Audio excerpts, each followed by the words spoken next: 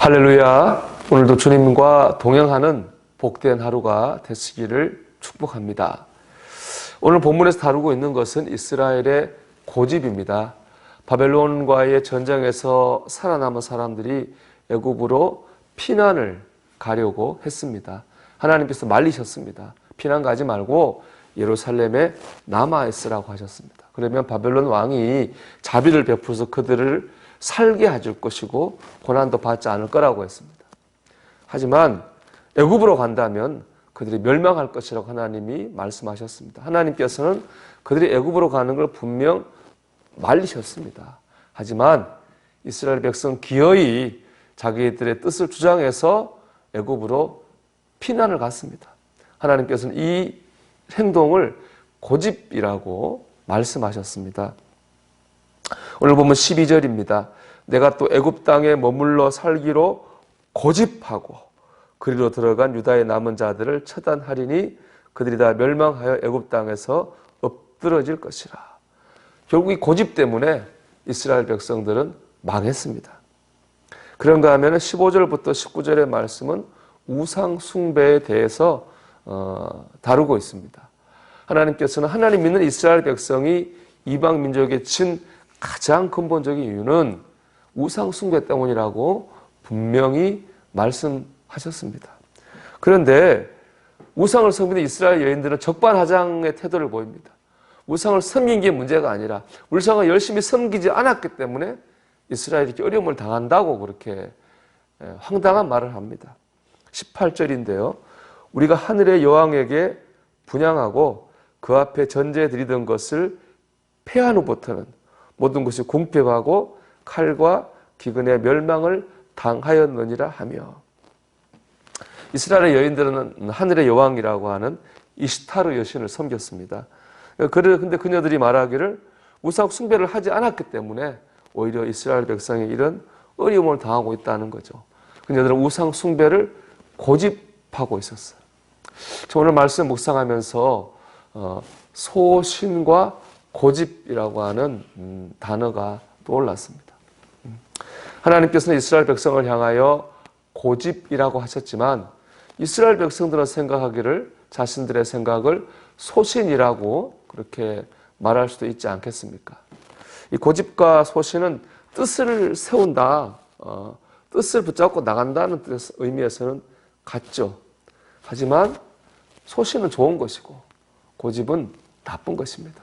신앙생활에서는 더더욱 그렇죠. 소신은 축복을 받게 하지만 고집은 저주를 받게 합니다. 그런데 여러분, 뭐가 소신이고 뭐가 고집일까요? 참 소신과 고집의 경계가 애매합니다. 그렇기 때문에 우리는 이 고집과 소신을 잘 분별해야 되겠습니다. 신앙생활은 더더욱 그렇죠. 고집과 소신에 따라서 축복과 저주가 나누어지기 때문입니다. 먼저 열려있으면 소신, 닫혀있으면 고집입니다. 소신도 내 뜻을 세우는죠. 그런데 소신은요, 다른 사람과의 합리적인 토론을 통해서 뭔가 좋은 대안을 찾으면 언제든지 그 기존에 갖고 있던 내 생각을 바꿀 수 있는 열려있는 마음이 소신입니다. 신앙생활은 더더욱 그렇죠. 하나님 앞에서 열려 있어야 됩니다. 아무리 내 뜻이 맞는 것 같고 내 생각이 맞는 것 같아도 하나님이 아니라 하시면 언제든지 순종할 수 있는 열려있는 마음을 가져야 됩니다. 이스라엘 백성은 처음부터 바벨론과 싸우려고 했고요. 하나님은 처음부터 바벨론과 싸우지 말라고 했습니다. 이스라엘은 바벨론과 싸웠고 하나님 말씀대로 처참하게 패배하고 고난을 겪었습니다. 그러면은 깨달아야 되지 않겠습니까? 내 생각이 틀렸구나. 하나님 말씀이 맞구나. 하나님 말씀이 진리구나 하고 자기의 생각들을 바꿔야 됩니다. 이스라엘 백성은 바꾸지 않았습니다. 마지막까지 바벨론과 대립했습니다. 그래서 하나님께서 그들을 향하여 고집 부리고 있다. 그렇게 말씀하신 것입니다.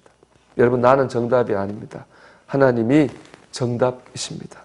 하나님의 뜻에 따라 내 생각을 바꿀 수 있어야 됩니다. 그러면 소신입니다. 바꾸지 않으려고 하면 그것은 고집입니다.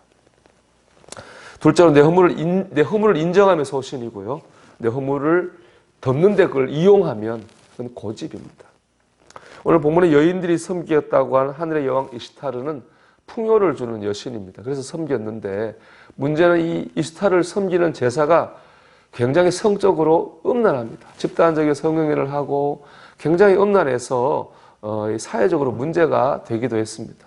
그래서 이 이시타르 여신 숭배가 금지되기도 한 것이거든요. 그런데 여인들은 이렇게 말합니다. 19절인데요.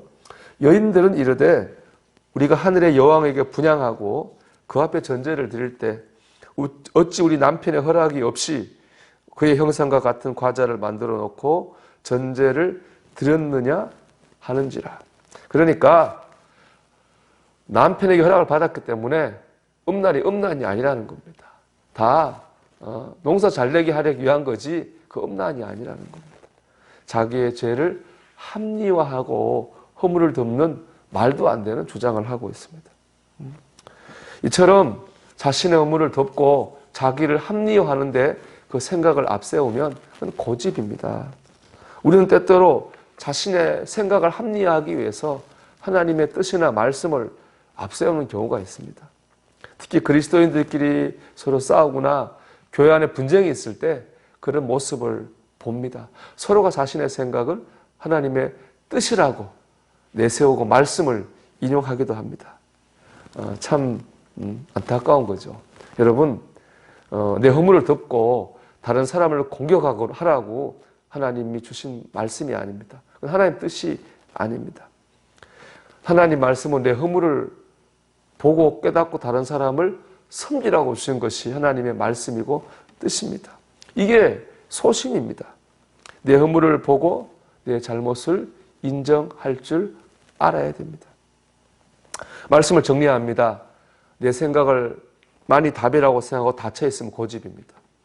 하나님이 정답이심을 믿고 하나님의 음성을 들으려고 하면 그건 소신입니다. 내 허물을 깨닫고 인정하면 소신입니다. 내 허물을 덮고 합리화하려고 하면 그건 고집입니다.